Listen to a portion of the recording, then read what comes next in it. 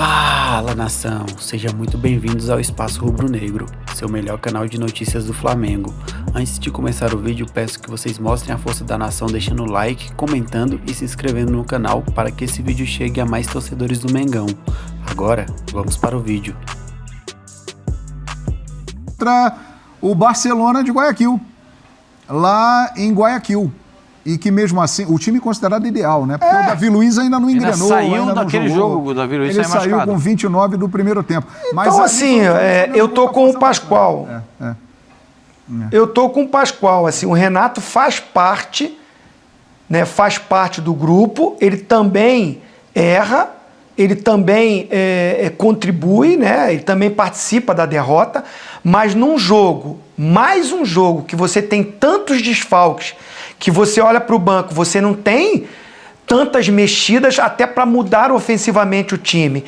E do outro lado tem um time que é uma boa equipe, que está com aquela pegada da rivalidade contra o Flamengo, a atmosfera do jogo era essa, e que vai com tudo para um segundo tempo, pro tudo ou nada. Aí vem o problema do treinador olhar e não ter uma mudança no banco, a não ser na parte defensiva, de se fechar para tentar conter o ímpeto do adversário, que tem seus méritos. Foi muito mérito, qualidade do Atlético Paranaense, a subida de produção no segundo tempo. Agora, o Flamengo está há muito tempo desfalcado, isso prejudica qualquer equipe para uma sequência.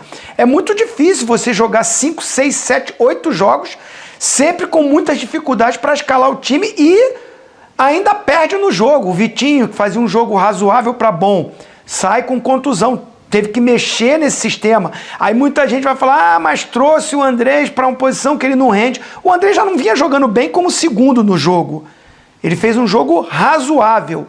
E a opção, você está ganhando o jogo, é você botar um Thiago Maia, que é muito bom jogador, e adiantar do que você botar um Kennedy que ainda não rendeu melhor. Então não vejo culpa no Renato.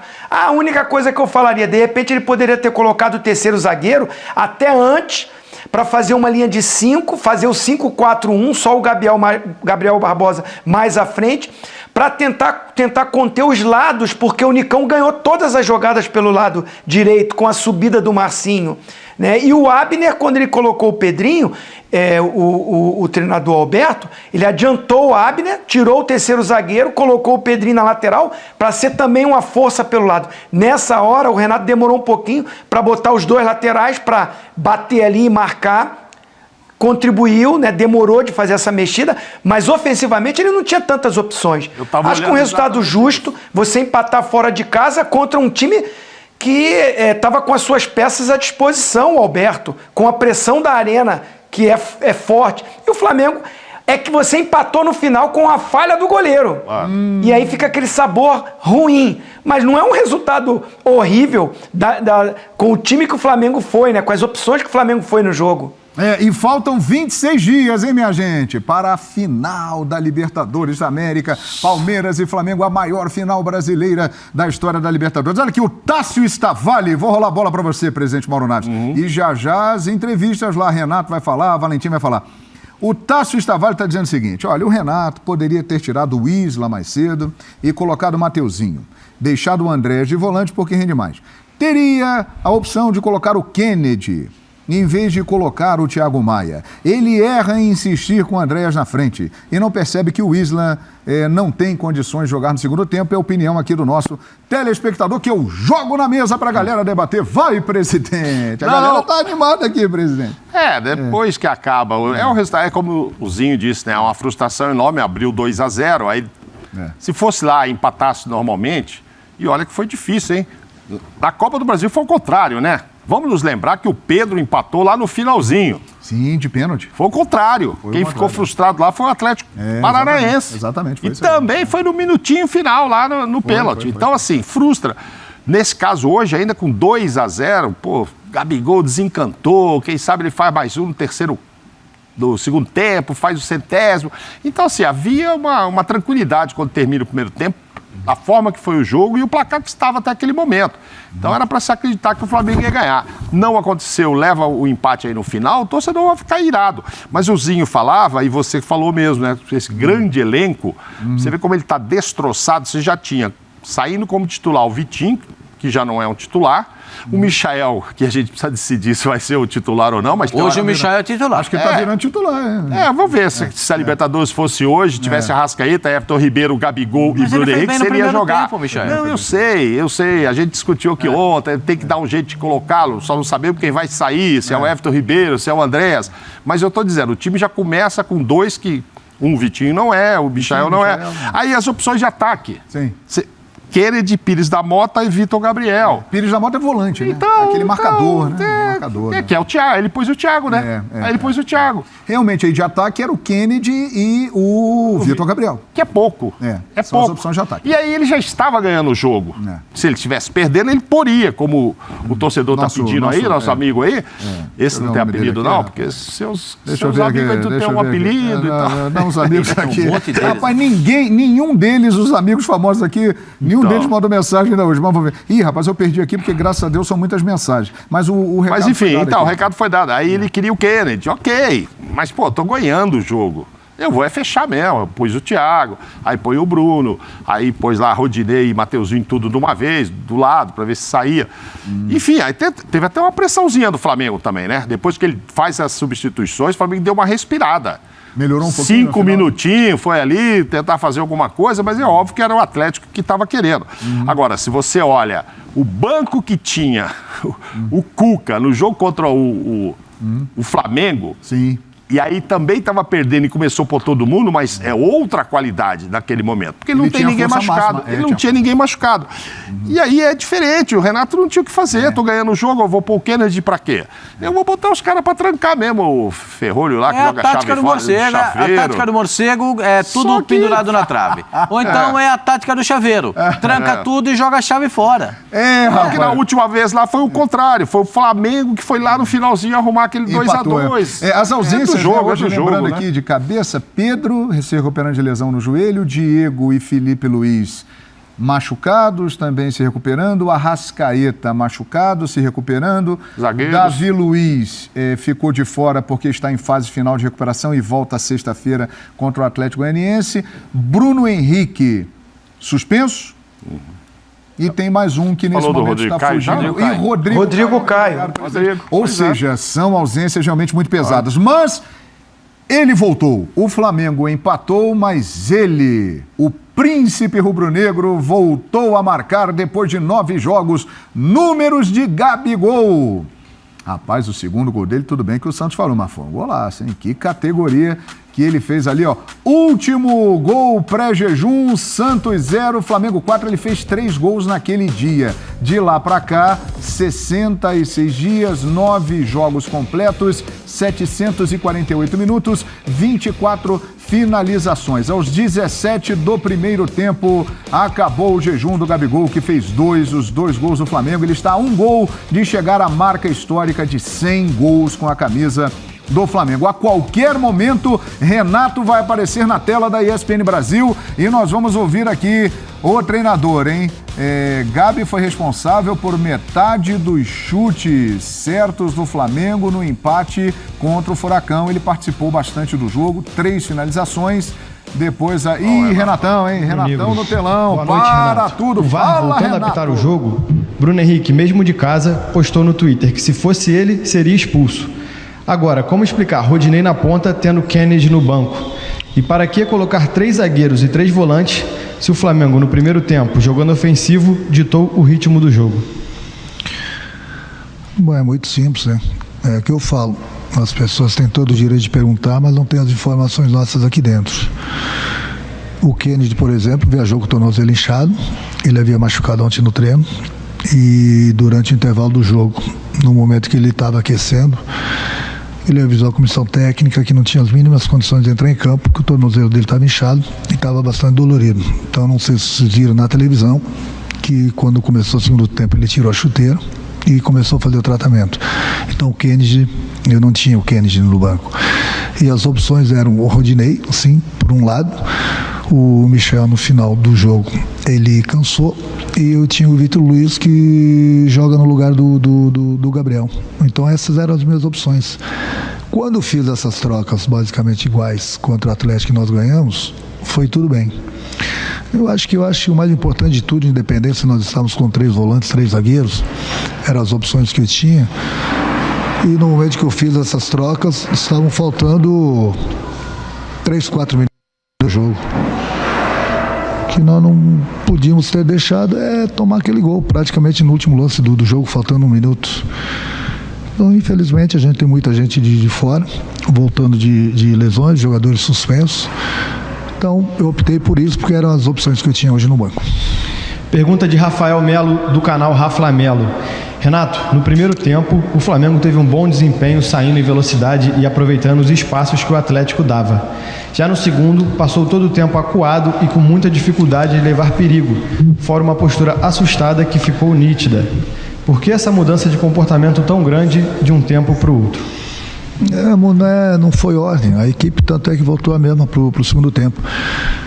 O problema é que o adversário começou a pressionar bastante, começou a empurrar a gente lá para trás. É uma coisa que acontece no futebol, não é só com o Flamengo não. O adversário vem por tudo ou nada, começa a jogar bolas longas, você tem que se proteger e procurar sair rápido, principalmente quando você tiver a bola.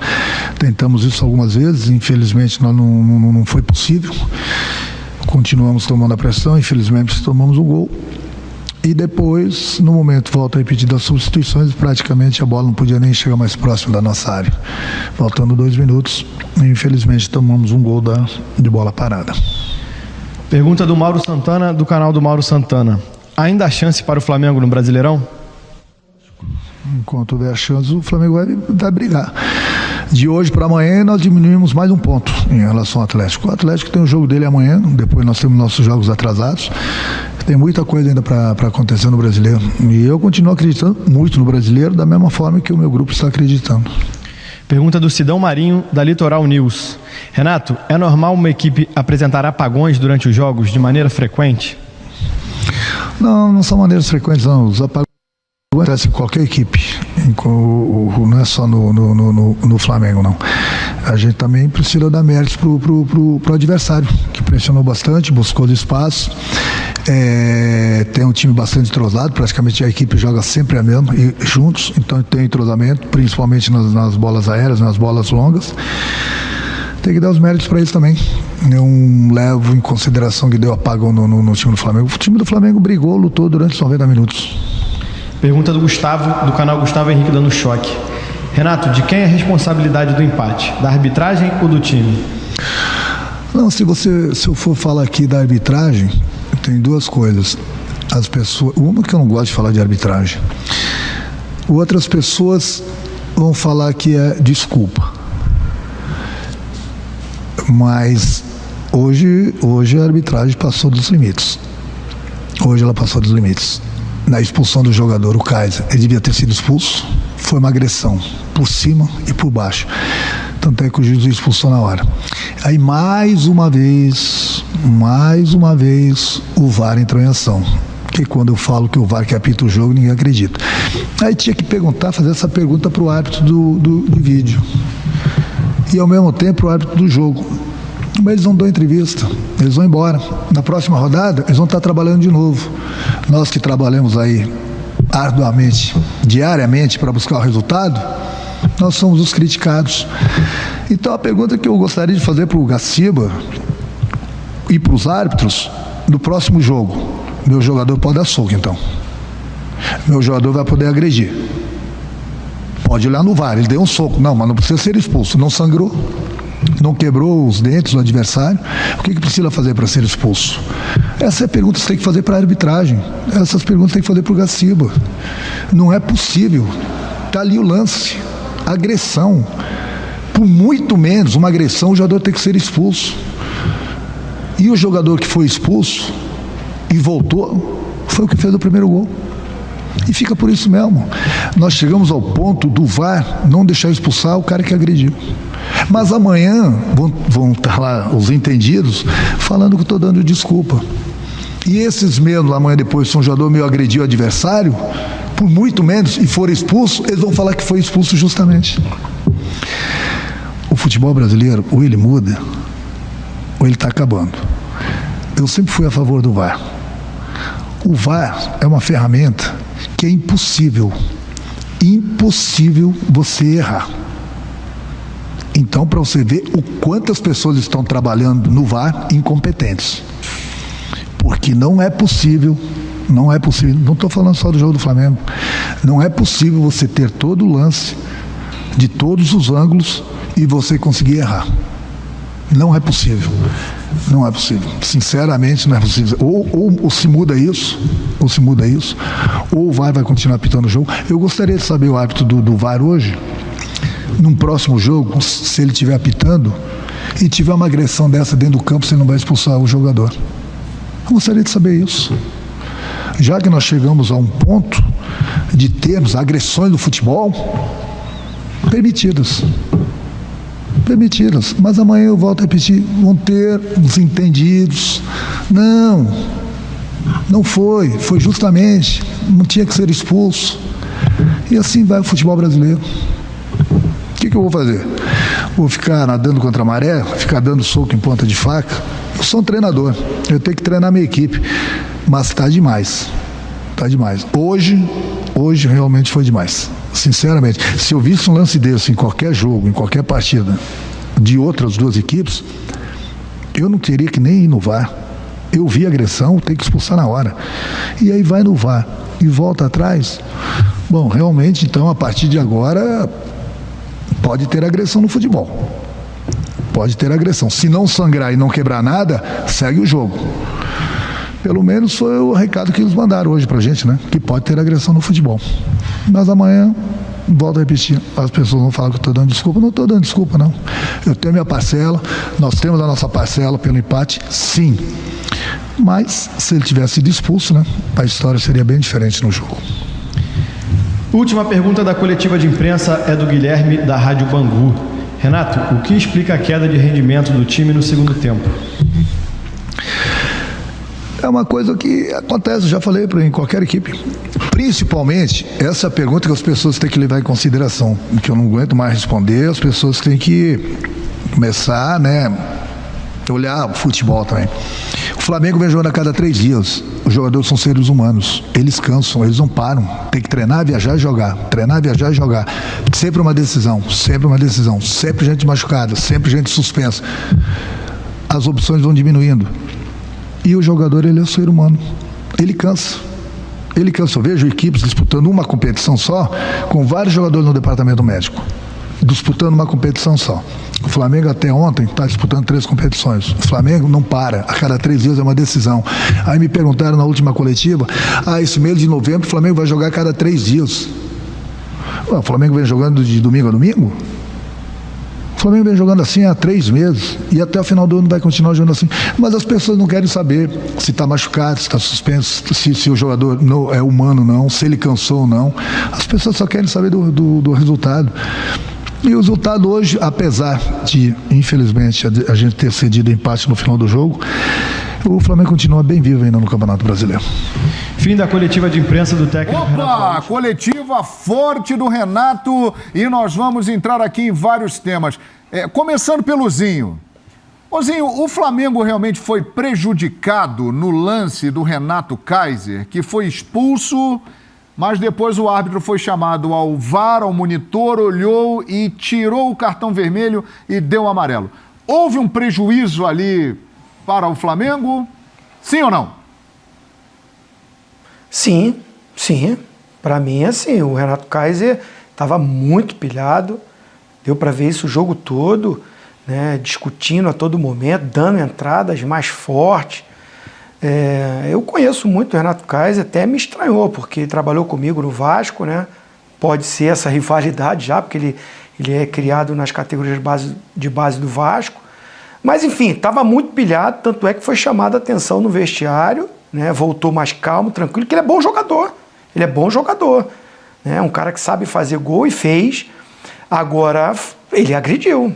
E naquela agressão ali, não tinha outro lance. Tanto é que o árbitro expulsou.